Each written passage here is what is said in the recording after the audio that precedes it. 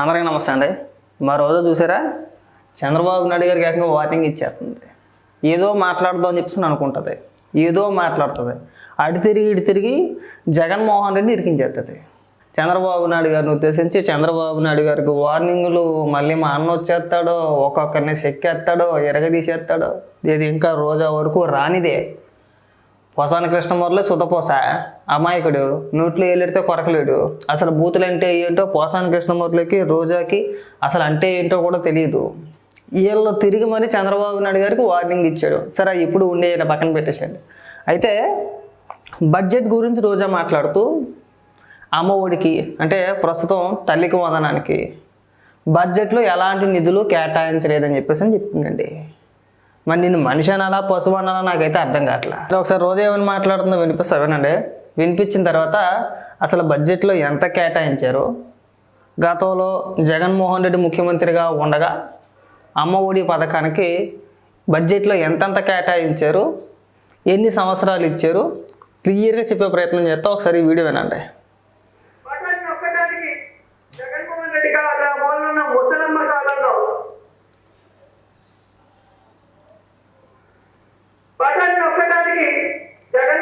కావాలా మూలన్న ముసలమ్మ కాలంలో నువ్వు కూడా ముసలివాడివే కదా, అనుభవం ఉన్నవాడివే కదా, 4 సార్లు ముఖ్యమంత్రి అయినవాడివే కదా, ఎందుకు బటన్ నొక్కలేకపోతున్నావు అడుగుతున్నా. సరే, నువ్వు జగన్మోహన్ రెడ్డి పొడుసు పిల్లోడు, నువ్వు పొడుసు పిల్లవే. జగన్మోహన్ రెడ్డి ఎన్నిసార్లు ఇచ్చాడు? ఏ పథకం అయినా సరే 3 సార్లే ఇచ్చాడు, 3 ఏళ్ళు ఇచ్చాడు. 5 ఏళ్ళకి 5 ఏళ్ళు ఇవ్వలేదు కదా, అవునా? సర్లే, ఇంకేం ముసలమ్మ ముసలోడు వయసు పెరిగి కొలిది ఖచ్చితంగా మన ఇష్టానుసారంగా పిలుచుకోవచ్చులే. ఇప్పుడు నేను ముసలం అవ్వ అంటాను, తప్పే ఉంది. అందులో 50 ఏళ్ళు దాటితే ముసలిదానివే కదా. ఈ ఎటకారం మాటలు, వయసు గురించి రెచ్చగొట్టే వ్యాఖ్యలు, ఈ పనికి మాల పత్యాపరం మాటలు మాని. అంత వయసు వచ్చింది కదా, లేదురా నేను కాక మొన్న పుట్టా లేదు. ఈ ప్రతి వీడియోని చెప్పే సోదే ఇది కూడా.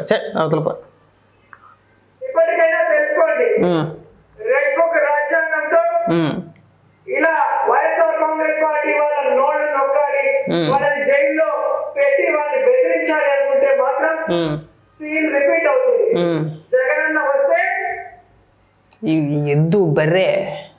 ఇప్పుడు ఆల్రెడీ జరిగింది, సీన్ రిపీటే. మీరు మొదలెట్టారు, జగన్మోహన్ రెడ్డి ముఖ్యమంత్రిగా ఉండగా మొదలెట్టారు, దానికి రియాక్షన్ అన్నమాట. సీన్ రిపీట్ అయ్యింది, ఇప్పుడు చెక్కుతున్నారు బాగా. ఏదో వస్తే మళ్ళీ ఏదో పీకేస్తాం, పొడిచేస్తాం. నీ మాటలు కూడా ఉన్నాయి, కంగారు కూడా మాకు. నువ్వేం చిన్న కూసివేం కాదు, అంత పాపాయి కూడా ఏమీ కాదు. నువ్వు చాలా మాటలు మాట్లాడావు. పోసానిగాడు వీళ్ళంతా కూడా మొదటి తరహా వాళ్ళంతా కూడా నువ్వు కాస్త లేడీస్ అయిపోయారు కాబట్టి, మీరు మహిళ అయిపోయారు కాబట్టి నీ దగ్గరికి త్వరగా రావట్లేదు. కానీ లేదంటే ముందు నిన్నే ఎత్తేయాలి. అసలు నిన్ను ఎత్తితే సగం పీడ వదిలిపోద్ది. నిన్ను ఎత్తి లోపల వేసిన రోజు నిజంగా మేము దీపావళి పండుగ చేస్తాం, గుర్తుపెట్టుకో బాగా. ఈ ఆలోచన అమాయకురాలాగా అందరికీ పాఠాలు చెప్పేస్తుంది. అందరి మీద అక్రమ కేసులు పెడుతున్నారు. మనం వేసినప్పుడు అచ్చెన్నాయుడు గారిని అరెస్ట్ చేసినప్పుడు ఏమైంది, కొల్లు రవీంద్ర గారిని అరెస్ట్ చేసినప్పుడు ఏమైంది, తెలుగుదేశం పార్టీ నాయకుల్ని కార్యకర్తలను చిత్రహింసలు పెట్టినప్పుడు ఏమైంది, మమ్మల్ని అరెస్ట్ చేయలేదా? ఆ రోజు ఎందుకు చెప్పలేకపోయి, ఈ మాటలు ఎందుకు చెప్పలేకపోయాం మనం? చంద్రబాబు నాయుడు గారిని కావాలని చెప్పేసి ఏదో రకంగా లోపల పెట్టాలనే ఉద్దేశంతో ఒక అక్రమ కేసు పెట్టి 53 రోజులు జైల్లో ఉంచారు కదా. మరి జగన్మోహన్ రెడ్డిని కూడా పెట్టాలి కదా. ఒకవేళ అలా అనుకుంటే కనుక, ఇప్పుడు నువ్వు చెప్పి ఏదో సులువు డైలాగులు మేము కొట్టాలనుకుంటే కనుక మొట్టమొదటి ఏమన్నా తోసేయాలి లోపలికి, జగన్మోహన్ రెడ్డిని తోసేయాలా. సగం పీడ వదిలిపోద్ది. కంగారు పడ మాకు. నీకుంది, కొడాలనా నీకుంది, జగన్మోహన్ రెడ్డికి ఉంది. తర్వాత సంగతి తర్వాత అండి. 19 నుంచి 24 వరకు మమ్మల్ని వదిలేలా. మా పైన కేసులు పెట్టారు, మమ్మల్ని వేధించారు. ఆ తర్వాత వస్తాం, మేము ఏదో పీకేస్తాం, పొడిచేస్తాం. తర్వాత సంగతి తర్వాత. తెల్లాడితే దేవుడికి ఎరుగు. ఎవడు ఉంటాడు, ఎవడు పోతాడు ఎవడికి తెలియదు. నువ్వు ఉండొచ్చు, నేను ఉండొచ్చు, ఉండొచ్చు.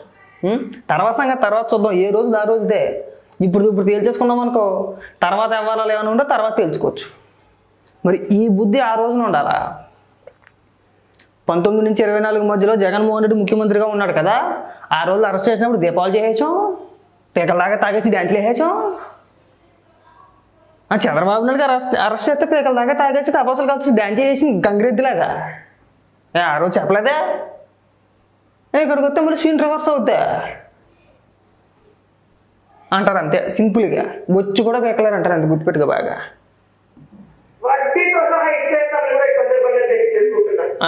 ఒక ముఖ్యమంత్రి స్థాయిలో ఉండి చంద్రబాబు నాయుడు మొన్న మాట్లాడిన మాటలు దేశమంతా కూడా అసహించుకుంటున్నారు. వైఎస్ఆర్సీపీకి తెలుసో తెలియకో ఏమి చేస్తున్నారు ఈరోజు వైఎస్ఆర్సీపీ వాళ్ళు మీకు పన్నులు కట్టట్లేదా? వాళ్ళు కడుతున్న పన్నులతో మీరు బతకట్లేదా? అలాగే జగన్మోహన్ రెడ్డి మీరు కూడా బతికారు కదా గతంలో. 19 నుంచి 24 వరకు కూడా తెలుగుదేశం పార్టీ నాయకులు, కార్యకర్తలు, అభిమానులు కూడా పన్నులు కట్టాం కదా. మేము కట్టే పన్నులతోనే కదా మీరు బతికారు. మరి జగన్మోహన్ రెడ్డి బొమ్మ పాస్ పుస్తకం మీద ఎందుకు వేసారు? మీ ఇళ్లలో సొమ్మిది తెచ్చి మాకు మంచినట్టు ఎందుకు వేసారమ్మా? సరిద్రాల పని బొమ్మ ఎందుకు వేసుకున్నాడు? రేషన్ కార్డుల మీద బొమ్మ ఎందుకు? డెత్ సర్టిఫికేట్ మీద, బర్త్ సర్టిఫికేట్ మీద, ప్రతి దాని మీద జగన్మోహన్ రెడ్డి బొమ్మ ఎందుకు వేసుకున్నాడు? మేము కదా పన్నులు కట్టింది, రాష్ట్ర ప్రజలు కదా పన్నులు కట్టింది. ఎవరు సొమ్మని చెప్పేసి మీరు బొమ్మలు వేసుకున్నారు? పైగా మంత్రిగా ఉండి సిగ్గు లేకుండా గంగిరెద్దులాగా జగన్మోహన్ రెడ్డి ఫోటో పట్టుకుని దేవుడి మూల అంటించేసింది. మరి నేను ఎద్దు తిరుగుతున్నా లేదు, ఆలోచనకు నీతి కోతులు చెప్తుంది మాకు వచ్చి. అనకూడదు, మహిళ అయిపోయావు. కాకపోతే ఏంటంటే అదో రకమైన కడుపుమంట నాది కూడా. కాబట్టి ఏంటంటే అనవసరమైన మాటలు గుర్తుపెట్టుకో బాగా రా. ఇప్పుడు వచ్చి చూడండి బడ్జెట్ గురించి. బడ్జెట్లో ఎంత కేటాయించారు? అసలు తల్లికి వందనానికి బడ్జెట్లో ఏవీ కేటాయించలేదని మాట్లాడుతుంది. బడ్జెట్లో కేటాయించింది 9,407 కోట్లు కేటాయించారు. అది వదిలేసింది. ఒకసారి వినిపిస్తామనంటే మీరు ఈ రాష్ట్రానికి ముఖ్యమంత్రి లేకపోతే తెలుగుదేశం పార్టీకి ముఖ్యమంత్రి అని చంద్రబాబు నాయుడు అడుగుతున్నారు. చంద్రబాబు నాయుడికి నొప్పి వస్తే పరిగెత్తే వచ్చే పవన్ కళ్యాణ్ గారికి ఈ రోజు రాష్ట్రాన్ని అప్పుల్లో ముంచేస్తూ కేంద్ర ప్రభుత్వం కట్టాల్సిన రాజధానిని అప్పులు చేసి కడతామంటూ అదే రోజా నొప్పి. ఇప్పుడు రోజా నొప్పి ఏంటనుకుంటారు? అందుకనే రాజధాని ప్రాంతంలో పనులు చక్కచక్క నడుస్తున్నాయి. అందుకు రోజాకి నొప్పి వచ్చింది. లేకపోతే నొప్పి రాదు.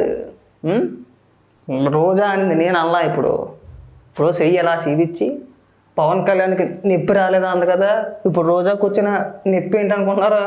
రాజధాని ప్రాంతంలో పనులు చక్కచక్క నడుస్తున్నాయి.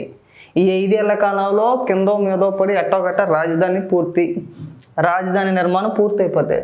అప్పుడు నిజంగానే జగన్మోహన్ రెడ్డికి రోజాకి నొప్పి తగులుతుంది. ఆ నొప్పి తగులుతుంది అని చెప్పేసి ముందే నొప్పి తెచ్చుకొని ఇక్కడికి వచ్చి మాట్లాడుతుంది. నొప్పి ఈ అతెవ్వరాలు, ఈ శైలే వద్దు, ఈ మాటలే వద్దు. ఈ మాట్లాడితేనే 10 మంది ఇంత పని ఆడతారు నోట్లో. నీకు ఎన్నిసార్లు పొలతో తీసేట్లే కానీ నీ బతుకి సిగ్గు జరగలేదు. ఆ మాటలు మాట్లాడ మాకు. నిప్పులు గిప్పులు ఐస్ క్రీములు నోట్లు ఎట్టుకున్నారా ఇలాంటి డైలాగులు కొట్ట మాకు. కనీసం నేను విమర్శించాలంటే మాకు సిగ్గేస్తుందా అని చెప్పేసి నేను ఎన్నిసార్లు చెప్పినా కానీ మనకేనో నొప్పి దిక్కుమల్సి అంటారు కానీ చేతలపై ప్రజల్ని గాలి వదిలేసి రాష్ట్రాన్ని గాలి వదిలేసి సర్వనాశనం చేస్తుంటే డిప్యూటీ సీఎం ఏం చేస్తున్నారని అడుగుతున్నాను. ఎందుకు నాన్ మెదపడం లేదని అడుగుతున్నాను. గతంలో పవన్ కళ్యాణ్ గారు మాట్లాడిన వీడియో కూడా ఉంది, మీరు ఒకసారి చూడండి. ఈ రోజు మీ బడ్జెట్ లో అమ్మవారికి ఎక్కడైనా తావుందా? చూపిస్తాను, క్లియర్గా చూపిస్తాను. ఎక్కడ తావుందా అని అడిగావు కదా. ఒకసారి నీకు బడ్జెట్ చూపించి చదివితే కదా మనం పీకల దాకా తాగేసి ఎంతసేపు కూడా డ్యాన్స్ చేస్తానికే సరిపోద్ది మన ఎదబోతుకంతా కూడా. చదివితే అర్థమవుద్ది ఏదేంటి, ఎక్కడ ఎంత కేటాయించారు, ఏ పథకానికి ఎంతంత కేటాయించారు అనేది ఒకసారి చదివి తగలాడితే మనకు ఒక పూర్తి అవగాహన ఉంటుంది. ఇదిగో చదివి తగలాడు ఒకసారి. ఇగో ఏ పిల్లవాడు విద్యకు దూరం కాకూడదు అనే ఉద్దేశంతో తల్లికి వందనం కోసం 9,407 కోట్లు కేటాయించింది. సూపర్ 6లో భాగంగా ప్రభుత్వం ప్రైవేటు పాఠశాలల్లో 1వ తరగతి నుంచి 12వ తరగతి చదివే పిల్లల తల్లులకు తల్లికి వందనం పథకం ద్వారా 2025-26 నుంచి 15,000 రూపాయల ఆర్థిక సహాయం అందించనున్నాం. క్లియరా? బాగా అర్థమైంది కదా. అయితే గతంలో జగన్మోహన్ రెడ్డి ముఖ్యమంత్రిగా ఉండగా ఇలా అమ్మఒడి అని చెప్పేసి గింజుకుంటారు కదా. మేము 5 ఏళ్ళు ఇచ్చేసాం, 5 ఏళ్ళు పరిపాలించేసాం, 5 ఏళ్ళు అమ్మఒడి ఇచ్చేసాం అని చెప్పేసి అని డప్పు కొడతా ఉంటారు కదా. జగన్మోహన్ రెడ్డి 5 ఏళ్ళు ముఖ్యమంత్రిగా పరిపాలిస్తే రాష్ట్రాన్ని అమ్మఒడి పథకం ఎన్నిసార్లు ఇచ్చాడు అనుకుంటున్నారు? కేవలం 3 సార్లు ఇచ్చాడు. క్లియర్గా వివరంగా చదివి వినిపిస్తాను ఒకసారి, చదువు రోజా. అమ్మఒడి పథకం ఆంధ్రప్రదేశ్ రాష్ట్ర ప్రభుత్వం ద్వారా 2020 సంవత్సరం జనవరి 9న ప్రారంభమైంది. ఈ పథకం కింద ప్రతి విద్యా సంవత్సరం ప్రారంభానికి ముందుగా అర్హులైన తల్లిదండ్రులు బ్యాంకు ఖాతాలో 15,000 జమ చేయనున్నారు. ఏ సంవత్సరాల్లో అమలు చేశారు వివరంగా చెప్తాను నేను. 2021 అంటే 2021 సంవత్సరానికి గాను తేదీ వచ్చేసి 2020 జనవరి 9వ తారీఖున బటన్ నొక్కాడు. లబ్ధిదారులు ఎంత? 42 లక్షల మంది. కేటాయింపు 6,400 కోట్లు. తర్వాత 21-22న తర్వాత తేదీ వచ్చేసి 2021 జూన్ 22 నొక్కాడు బటను. లబ్ధిదారులు 44 లక్షలు, కేటాయింపు వచ్చేసి 6,673 కోట్లు. పైగా మొదటిసారి ఫస్ట్ సారి అమ్మఒడి ఇచ్చినప్పుడు ఒక 1000 రూపాయలు కటింగ్ ఇచ్చింది 14,000, 15,000 కూడా పూర్తిగా ఇవ్వాల ఆ టాయిలెట్లకి వాటికి అన్నాడు. రెండోసారి ఇచ్చేటప్పుడు మాత్రం ఇంకొక 1000 రూపాయలు అదనంగా కట్ చేసి 75% హాజరు ఉండాలని చెప్పేసి ఒక నిబంధన పెట్టాడు. అది కూడా బాగా గుర్తుపెట్టుకో, సరేనా? 2021 జూన్ 22న రెండోసారి ఇచ్చాడు. తర్వాత డేట్ వచ్చేసి 2023 జనవరి 26ని ఇచ్చాడు. గుర్తుపెట్టుకో బాగా. 2023 జనవరి 26న లబ్ధిదారులు వచ్చేసి 43 లక్షల మంది, కేటాయింపు వచ్చేసి 6,500 కోట్లు. నాలుగోసారి బటన్ నొక్కాడు కానీ డబ్బులు జమ చేయలే. 2024 జనవరి 9వ తారీఖున బటన్ నొక్కాడు నొక్కడానికి, కానీ డబ్బులు జమ చేయలే. డబ్బులు జమ చేయకుండా అమ్మఒడి డబ్బులు, అమ్మఒడితో పాటు విద్యా దీవెన, వసతి దీవెన, రైతు భరోసా ఇలాంటి ఒక 7 పథకాలకు సంబంధించి బటన్ నొక్కి ఎన్నికల ముందు డబ్బులు వేసేస్తాను ప్లాన్ చేశాడు. ఎలక్షన్ కోడ్ వచ్చిన తర్వాత ఈసీకి లేఖ రాశారు. నేను గతంలో బటన్ నొక్కేసాను, 14,000 కోట్ల రూపాయలు బాకీ పెట్టేశాను, ఆ డబ్బులు మా దగ్గర సిద్ధంగా ఉన్నాయి, మీరు అనుమతి ఇస్తే మేము పనిచేస్తామని చెప్పేసి అని. ఇప్పుడు దాకా ఏం చేశారే, మీరు ఇప్పుడు జనవరిలో కదా నొక్కింది, జనవరి, ఫిబ్రవరి, మార్చి ఎలక్షన్ కోడ్ వరకు బట్టలు నొక్కుతూనే ఉన్నాడు.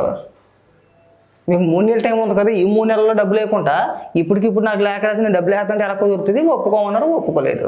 సరేనా? అయితే ఈ 4 ఏళ్లలో ఇచ్చింది 3 సార్లే.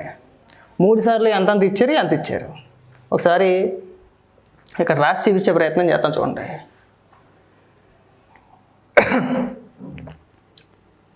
మొదటి సంవత్సరం 14,000 ఇచ్చాడండి. ఎంత? మొదటి సంవత్సరం 14,000. 15,000కి గాను ఒక 1,000 రూపాయలు బాత్రూమ్లు కడగడానికి మెయింటెనెన్స్కి అని చెప్పేసి ఇచ్చింది 14,000. రెండోసారి ఇచ్చింది 13,000. మూడోసారి కూడా 13,000 ఇచ్చాడు. ఓకే, 5 ఏళ్ళు పరిపాలించి అమ్మఒడి ఇచ్చింది 3 సార్లు. టోటల్ ఎంత కలిపితే 40,000 అవుద్ది. అంతేనా? 40,000. 5 ఏళ్ళు పరిపాలించి జగన్మోహన్ రెడ్డి ఇచ్చింది. మీరు అమ్మఒడి పథకం పేరుతో లబ్ధిదారులకు ఇచ్చింది ఎంత? 40,000 ఇచ్చారు 5 ఏళ్లలో. 5 ఏళ్ళు 40,000 అంటే ఎంత అవుద్ది? సంవత్సరానికి 8,000 అవుద్ది. అంతేనా? నువ్వు ఇత్తనన్నది ఎంత? అమ్మఒడి పథకం ద్వారాగా సంవత్సరానికి 15,000 రూపాయలు కదా నువ్వు ఇత్తనన్నది. ఇత్తనన్నది ఎంత? సంవత్సరానికి 15,000 అండి. ఇచ్చింది ఎంత? సంవత్సరానికి 8,000 రూపాయలు. ఎవరు చెప్తున్నావు? సులువు ఓపెన్ చేస్తాను నువ్వు. దీనికి సమాధానం చెప్పు. నువ్వు ఇచ్చింది 3 సార్లు, ఇది నేను చెప్పేది కాదు, డైరెక్ట్గా ప్రభుత్వ వెబ్సైట్లో దొరుకుతుంది నీకు డేటా. కావాలంటే జగన్మోహన్ రెడ్డి చేసి చెప్తామో చెప్పించు. దీనికి సమాధానం చెప్పు. మీరు ఇస్తానన్నది ఎంత? అమ్మఒడి పథకం ద్వారాగా ప్రతి సంవత్సరానికి మేము 15,000 రూపాయల చొప్పున ఇస్తామన్నారు. అవునా? మీరు ఇచ్చింది ఎన్నేళ్ళు? 3 సంవత్సరాలు ఇచ్చారు. ఇచ్చింది ఎంత? 3 సంవత్సరాలు కలిపి 40,000 ఇచ్చారు. ఎంత అయింది? 5 ఏళ్ళకి 40,000 అంటే సంవత్సరానికి ఎంత పడింది? 8,000 పడింది. మీరు ఎత్తానన్న 15,000 ఎక్కడ? 8,000 ఎక్కడ? ఎంత తేడా? ఎంత బొక్కట్టేశారు మీరు సంవత్సరానికి? ప్రతి ఒక్క లబ్ధిదారునికి ఎంత బొక్కట్టేశారండి? సంవత్సరానికి 7,000 రూపాయలు బొక్కెట్టేశారు. ఎంత? 7,000. మీరు ఎత్తారన్న 15,000 రూపాయలు, మీరు ఇచ్చింది 8, మిగిలిన రిమైనింగ్ బ్యాలెన్స్ ఎంత? 7,000. 7 × 5 ఎంత? అదనంగా మరి 35,000. ఒక్కొక్క లబ్ధిదారుడికి మీరు ఎగ్గొట్టిన సొమ్ము 35,000 రూపాయలు ఎగ్గొట్టేశారు మీరు అమ్మఒడి పథకం ద్వారాగా. వెళ్ళి ఎవడన్నా చెవులు పెద్ద పెద్ద క్యాబేజీలు పెట్టుకుంటాడు కదా, ఆడికి చెప్పి ఈ సొలు డైలాగులని మాకు చెప్పమాక. అవతలప నీ గురించి ఎంత టైం వేస్ట్ చేయాలంటే నాకే సరే టైం బొక్క.